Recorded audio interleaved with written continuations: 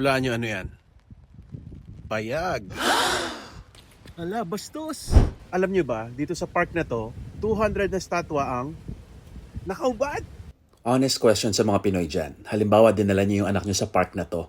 Paano niyo i-explain yung nudity sa kanila? Sa Norway, surprisingly, madali lang. They grow up with open, matter-of-fact sex education. May mga children's show pa nga that talk about puberty and body development nang walang hiya-hiya. So kung makakakita sila ng mga sculpture na ganito, nakahubad, kita etits, kita suso, kita ekop, hindi na big deal. Welcome to Vigeland Park dito sa Oslo, Norway, kung saan merong 200 nude sculptures by one artist. At para sa Norwegians, there's nothing sexual about this. Nudity is a symbol of life, emotions, and human experience. Para sa mga Pinoy na conservative kuno, pwede silang magulat dito pero at the same time, refreshing din.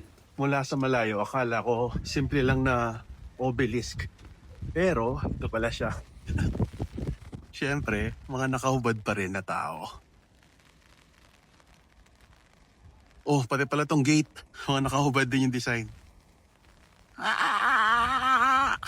Kung hindi lang umuulan nang pumunta ako dito, most likely ang nadatnan ko ay sunshine, picnics, people doing sports, people lounging on the grass. Pero syempre hindi sila nakahubad. Bawal yun dito. Mga statwa lang yung may karapatan na mag-bold dito sa park na to. Pinapatunayan ng park na to na okay lang ang paghuhubad basta art.